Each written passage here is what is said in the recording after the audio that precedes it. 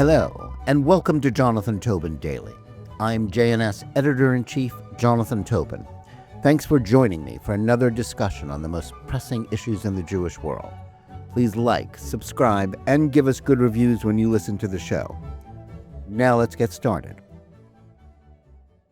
It was a confrontation Israel would have rather avoided. But when push came to shove at the UN General Assembly this week, the Jewish state knew what it had to do. Faced with a choice between taking sides with Ukraine, the European Union, and most of the international community, or standing with the Trump administration, Jerusalem didn't hesitate to back Washington.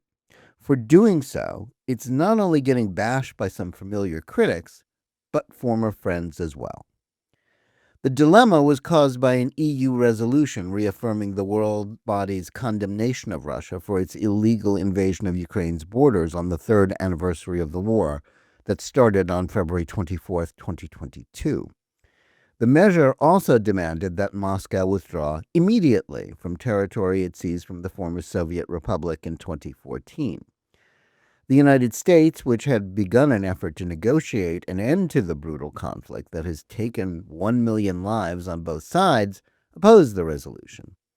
Rather than being, like most of what happens at the United Nations, a meaningless gesture of virtue signaling, the Trump administration correctly viewed the resolution as an effort to derail its diplomatic initiative. It preferred a simple call for an end to the war, rejected by Ukraine and its supporters, while not outrightly blaming Russia. So what could Israel do when the General Assembly voted? It supported the U.S. position on both resolutions. It voted against the EU proposal in one instance, and again, following Washington's lead, abstained on the other, since European amendments had transformed the American resolution's meaning to undermine President Donald Trump's policy on the war. As a result, Israel and Netanyahu came under fire for siding with Trump, Hungary, and Russia, in addition to an unsavory list of allies of Moscow like Iran and North Korea. For never-Trump diehards like former Republican bigwig turned Democratic Party cheerleader William Kristol, Israel's actions was a disgrace in which they were accused of siding with Russian President Vladimir Putin against democracy and decency. Kristol was once an ardent supporter of Israel and regarded former President Barack Obama's efforts to appease Iran as an emergency. But his rage at Trump's takeover of the GOP was so great that by 2020 he was openly supporting a return to those same dangerous anti-Israel policies if it meant defeating him. Well, it's hard to take people like Kristol seriously anymore. He wasn't alone in excoriating Israel on this point. Some Americans have embraced the cause of Ukraine as the most important issue in the world, dwarfing all other concerns, including the Hamas-led terrorist attacks on southern Israel on October 7, 2023, and the subsequent surge in anti-Semitism throughout the globe. For them, the choice on the war between Russia and Ukraine is a binary one between good and evil. For many, that extends to any discussion about Trump, Putin, and Ukrainian President Volodymyr Zelensky.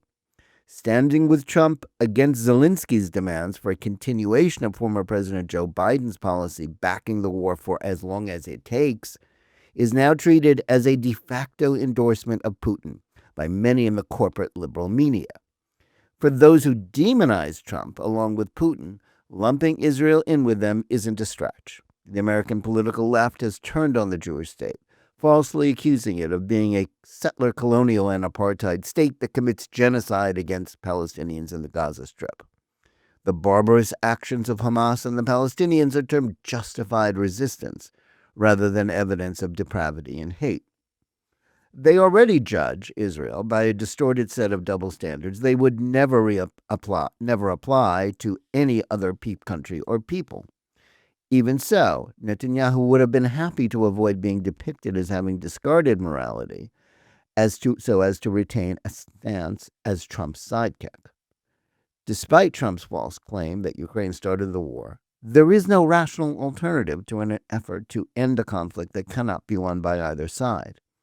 A negotiated settlement that won't give either Kyiv or Moscow all that they want is the only way to stop the killing and the enormous drain of American resources to continue a costly stalemate. But there's also no denying that backing Trump on this issue only heightens the growing isolation of the Jewish state. That is particularly true in Europe, where, outside of friendly outlier nations like Hungary, hostility for Israel is a function of the growing strength of a bizarre red-green alliance of leftists and Muslim immigrants. The European Union is horrified by Trump's effort to end the war, as well as by the administration's willingness to note that for all of its talk about democracy, free speech is on the wane on the continent. Being caught in the middle between Russia and Ukraine is nothing new for Israel. Since the war started, it has come under pressure to take an active part in Ukraine's defense. Jerusalem denounced the invasion of Ukraine, took in refugees from the war, and also provided considerable aid to Kyiv, but it refused to give it any of its precious Iron Dome air defense batteries or completely break off relations with Moscow.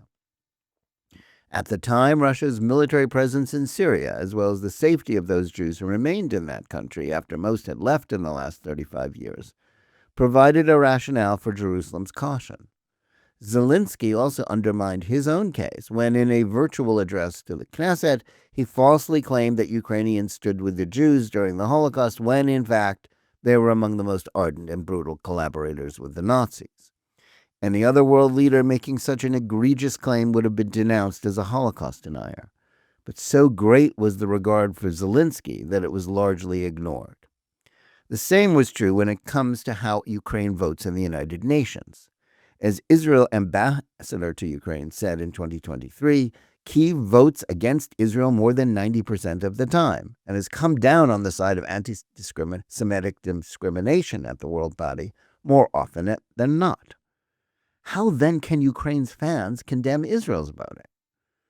The collapse of Russia's Syrian ally, coupled with Israel's victory over Hezbollah and Iran, means that Israel no longer has to worry as much about Moscow's military might next door. Though Trump's victory in the 2024 elections returned a strong ally to the White House, the new administration's flexing of its diplomatic muscles in the last month provides another reason for Israel to keep Ukraine at arm's length. Trump's various statements about Hamas and the war have brought moral clarity to the issue, as well as comforted Israel.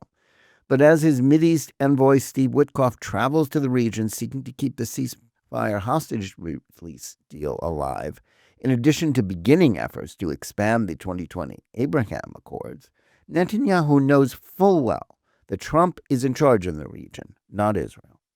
Washington's positions are close to those of Israel, though not on every issue. That's especially true when it comes to Iran, where the president seems to prefer sanctions and negotiations to a military strike on its nuclear program. Indeed, given the stakes involved in gaining the release of the hostages and what may be an inevitable return to the war on Hamas, so as to ensure it doesn't retain power in Gaza, Jerusalem has as much need to stick close to Trump as it ever has. Claims that he would betray Israel at the drop of a hat fly in the face of his record as a steadfast ally of the Jewish state. Still, the idea that Israel should regard Ukraine's interests as having a greater priority than its own life and death struggle is risible. In that light, voting with the United States to oppose meaningless UN resolutions meant to make it harder to negotiate peace in Ukraine seems like a small and entirely defensible price to pay for firming up the alliance with Washington. That's true even if it means voting with Russia and its despicable allies. Trump is often criticized for his transactional approach to foreign policy, rather than one that is based on, or pretends to be rooted in, moral issues and human rights concerns. But after the failure of Obama and Biden's policies to deter Russia or Iran, the need for a more sober approach to these conflicts based on realpolitik concerns is warranted. It's not just that Biden's weakness encouraged aggression. Disasters in Afghanistan and Iraq should have cured Americans of any lingering belief in exporting democracy. After all that, it should be obvious that a pragmatic approach to the world and the need to maintain a balance of power as opposed to one that claims to be defending some great moral principle is likely to do less harm and avoid needless conflict. Regardless of whatever arguments Moscow may put forward, the Russians are guilty of starting and pursuing an illegal and indefensible war against Ukraine.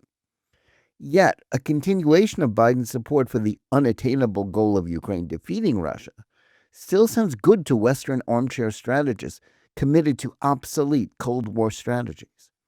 It also appeals to those who not only think Russia is evil, but have drunk the Kool-Aid about Ukraine being the avatar of the struggle for democracy, rather than just another corrupt and largely undemocratic former Soviet republic.